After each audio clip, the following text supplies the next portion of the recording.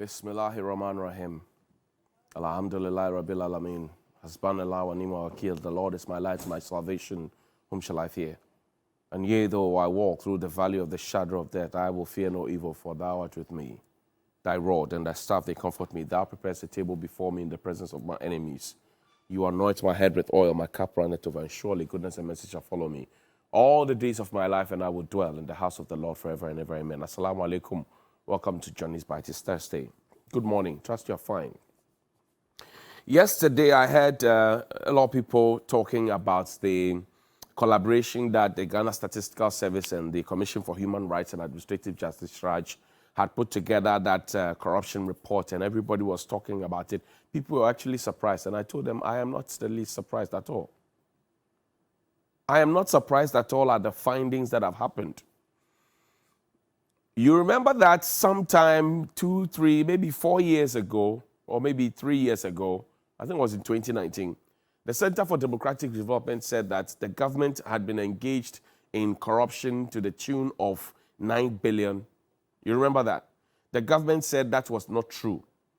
But the government failed to tell us what their figures are, because the government cannot tell us that they are as clean as a whistle. So when somebody says, oh, you're wearing blue, like I'm wearing today, and then you say, oh, I'm not wearing blue, you should be able to render the color or give the color that you're wearing. The government just said it is not true what the Center for Democratic Development has said, but the government could not give us their own figures. And mind you, it is the same Center for Democratic Development that had, done all their work in the past that the government then in opposition had hinged on to accuse the previous government of corruption. Today, when you talk about corruption, you are told that it is a perception index. It is not the reality. But in the past, we didn't know that it was a perception index and it is the reality. That's the level of lack of candor that we have in this country. So I was not surprised at all that we're told that 5 billion cedis were paid in bribes to public officials. 5 billion.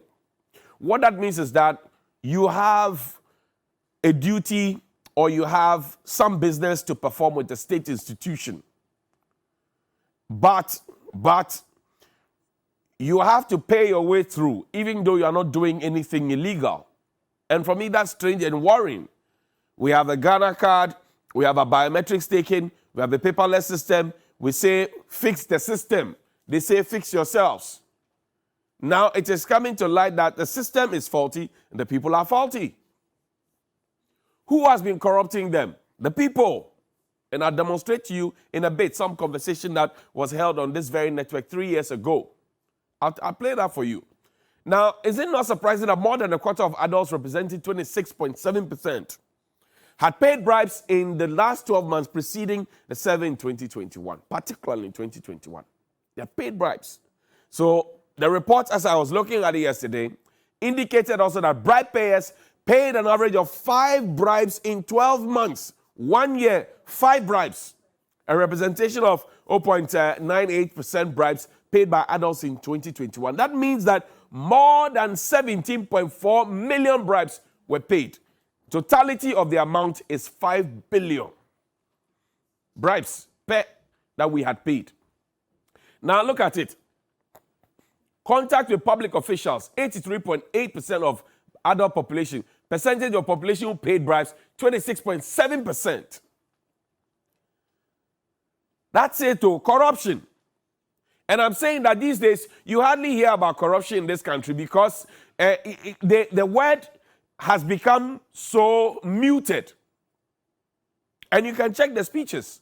If you like, pick that of the president, that of the vice president, that of ministers of state, that of state institution bosses. 5 billion paid in bribes, 17.4 million number of bribes paid in 2021. The amount of bribes, 5 billion. The number of times, 17.4 million. And this is real time. Now, where is the word corruption in our public conversation? Where is it? And what indeed is corruption? Because if the same metrics that were used in the past to determine that this is corruption is now not the metrics that are being used now, We should have a few problems to ask. Now, who's topping the chart? Ghana Police Service.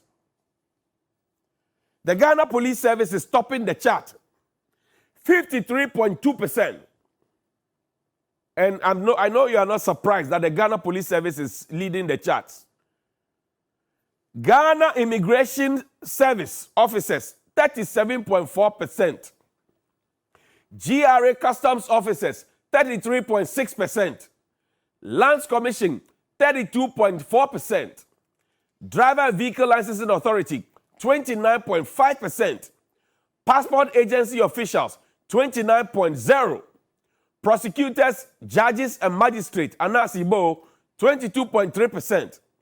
National Intelligence Bureau, 21.2%. National Road Safety Authority, 17.8%. Prison officials, 17%. NMDA officials, 12.7%. GRA tax or revenue officers, 12.7%. Members of the armed forces, soldier, 10.3%. Welfare officers, social welfare, 10.3%. Embassy, consulate officers, 10.1%. Public utility officers, 9.5%. Teachers, lecturers, or professors, 9.5%. Doctors and nurses and midwives, 7.9%. Executive branch of government, 5.6%. Elected local government representatives, 4.3%. Social security officials, 3.8%. Other health workers in public hospitals, 3.3%. Elected government representatives, 2.9%. Keep it there. You see this list, and you see the distribution. It only tells you that the state, the system, is faulty. Because all of these ones are supposed to be institutions of the state. Some say they are not surprised that the police is leading the charge. I am not surprised, and I don't think that the police is trying too hard to change that perception about themselves. So I am not surprised at all. And that is not to suggest that all policemen are corrupt, because I know some very, very, very good and professional policemen. But come to the second layer, immigration. Have you wondered why these days when you talk to young people, all of them suddenly want to become immigration officers or they want to go to customs? Have you wondered why? Now they are not looking for police jobs. Oh. They are not looking for prison jobs. When you talk to young people these days, they all want to become police, immigration officers and then customs officers. And these days, sometimes you see some of them in uniforms and you wonder how they went through the training, because they look fian like that. When we went to cover the elections, you saw some of the policemen, they brought fian like that. Say, but this one, how did this one pass the height test? How did this one pass the, you're looking at the person and say, so this one, if trouble breaks, is this the person who will go and face it? But how does this happen? Passport officials, they are there. DVLA. I came to praise DVLA not so long ago. But this one, we must talk about it. Because the way DVLA is structured now, everything looks, in a certain digitalized way. So how is it happening? Who are the people in there? And you see, when you give somebody a gift, there's a difference between a gift and then there's a difference between corrupting the individual. There are two different things. If somebody finishes doing something for you and you say, oh, boss, what you have done, I like. You have actually made my life easier, or you have done work that has impressed me. So take. That's a different ball game altogether. But where the person demands that give me A so that I can give you B, that's where the problem is. Danny, hold on to this. We'll come back to this particular one. Take me to 3 years ago, where Mr. Kofi Boakye of the Ghana Police Service sat down with Mr. Kwesi Pratt on TV3's Hot Issues. These days, it's no longer on air. Listen to it carefully, that conversation. Enjoy. Special but very important. CDD, Afrobarometer report, all of that.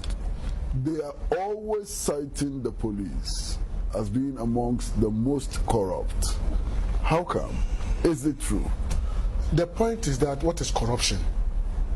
We have to posit the corruption in the right context. Is it the giving of money? Or the taking of money? Or taking of money. That is an infinitesimal aspect of corruption. What about nepotism? What about favoritism? What about patronage? What about clanism? For instance, now, I've seen your people. A policeman arrests TV3 car. They call me, oh, Commander, we've been arrested, though. Why? Oh, we don't have insurance, we don't have road royalty. I said, let me talk to the boy. Oh, Papa, oh, they are my people, leave them. Is that not corruption? People going from maybe CDD, you know somebody, you want your son to be recruited. You go and see somebody because you are a professor. They say, oh, bro, bring him. He's recruited. Without going through the merits, without going through sun in the sun, he's recruited. And so many other things. So what kind of methodology? What was their point of reference? And that's my problem. And between me and you, if now we go and interview people at the harbor alone, they will have who is more corrupt there. Exactly.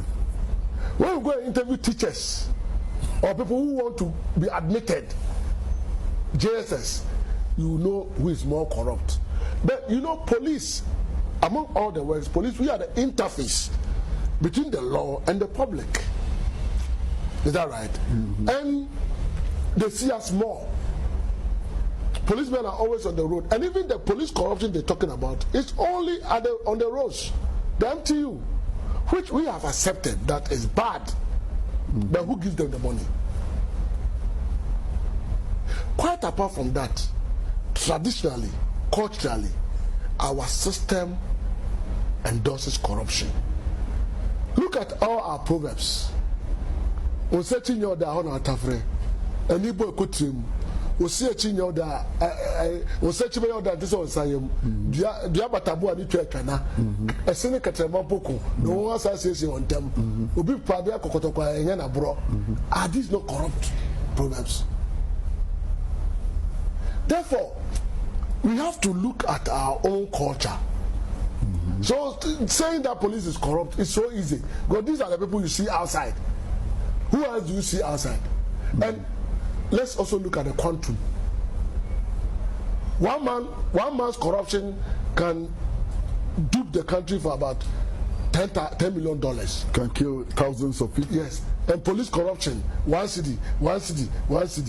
So is it the quantum or the numbers? And is it because we are always on the... So I have a problem with the CDD, Afrobarometer, because the sample size, the context in which corruption is defined should also be made to us. So that we look at nepotism, patronage, and all those things, join them together, combine them with the money collection, and let's... That's COP Nathan Kofi Boakye. And you see the perspective he brought to the conversation. That even from a traditional standpoint, we're corrupt. Somebody is asking, oh, why are journalists not part of the list? If they had asked questions about journalists, I'm sure they would have gotten the metrics. I'm sure if they have gotten into churches to ask about pastors who preach that people have to be righteous, have to be on the right path, and the pastors announce mobile money numbers and do not actually go and declare to the GRA that this is how much I've gotten from it. Because it's a different matter if somebody is giving, and pastors receive gifts in this country. Do they pay gift tax? In fact, our own national cathedral, with all the brouhaha happening, with all the big men of God on it, and I'm surprised they didn't feature. The brouhaha, all the conversations about National Cathedral, and how much we had spent money on it without going to cabinet, without going to parliament to go and spend the people's monies on. And now we are being told that, oh, those were gifts, and the conversations about the ownership of the cathedral and why our Attorney General is there as secretary to the owners of it and all of those ones. Those conversations have died. Did the National Cathedral Secretariat pay any gift tax? If they indeed receive gifts, did they pay gift tax? These are the men of God. They should be leading us to a certain direction. So who? Because we know that both the giver and the taker of bribe are responsible. They are equally wrong before the law. So now how is it that as a nation, how are we able to amend our ways? Because rehashing the problem every now and then is not helping us. Rehashing the problem every now and then is not helping us. So we need to, all of us are included, all of us are involved. We all need to at some point pause and reflect. We are happy when they say, oh, Ghana is the second most peaceful country in Africa. Oh, we are happy. Ghana, when we were enjoying press freedom, until recently when we dropped so hard that even that one, we are finding reason to explain and defend and say why there is press freedom and that the index suddenly is lying. That is also another portion of corruption. But corruption, we usually look at corruption only from the point of view of the political class and from financial corruption. But I tell you, there are many different kinds of corruption that you have no idea about. Your pastor preaches to you in church. When you have trouble, you call your pastor to pray for you. When you want money, you go to your church to go and collect help. But when it is time for you to pay your tithe, you find another spiritual father somewhere to go and give him money. That's corruption. Your pastor preaches for you. Your pastor takes care of you. Your pastor prays for you. When you want money, you go to your pastor. When you don't have food to eat with your children, you go there. When you want counseling, you go there. But when you finish and it is time for you to pay your tithe, for your pastor to be able to get some to pay his electricity and water bills, then you take it to another person you call Papa, spiritual father. Onyamiehu. Then look for that KK Kabobo song. Onyamiehu. We'll play all of it for everybody today. And so, Danny, bring back the list while you look for the song. Bring back the list. Let's go over the list quickly again. Ghana Police, good morning to you. Ghana Immigration Service, good morning to you. Customs, good morning to you. Lands Commission, good morning to you. And that is the Lands Commission bit that even melts my heart. You know, when you buy a portion of land in this country, you usually will go to the Lands Commission to go and check the title and the deed and check if the land actually belongs to the person who is trying to sell it to you and that the ownership belongs to, you know, the person who is trying to give the land to you. Even at the Lands Commission, where we go and check to see if everything is okay, even at the Lands Commission, 32.4%. Abba. DVLA, good morning to you. Passport Office, good morning to you. Chief Justice, good morning to you. NIB, National Investigation Bureau, good morning to you. National Road Safety Authority, good morning to you. Prisons Director General, good morning to you. Honorable Dan Boche, Minister for Local Government and all MMDCs, good morning to you. Reverend Amit Shaddai, GRA, good morning to you.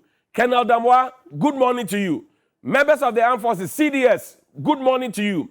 Social Welfare, good morning to you. Your minister is not in town, she's on TikTok. Embassy Consulate Officers, good morning to you. Public Utility Officials, PURC, good morning to you. ECG, good morning to you. Ghana Water, good morning to you. Teachers, lecturers, and professors, good morning to you. 9.5 in Smobeko strike. Doctors, nurses, and midwives, good morning to you. In Smobeko strike. Executive branch of government, Presido, good morning to you. Vice Presido, good morning to you. Chief of Staff, good morning to you. Elected local government representatives, good morning to you. Social security officials. Hey, so when the person has worked and the person is now coming to chase his pension or her pension, you collect bribe from those people too. Hey, good morning to you. Other health workers in public hospitals, good morning to you. Elected government representatives, 2.9%. And I mean no. Elected government representatives, 2.9%. That is what I don't understand. Because the people who give you the bribes within the mining sector, the people who give you the bribe to prospect, the people who give you the bribe to do all those things, clear goods at the port, the people, some of them, they come to tell us privately that this person collected A.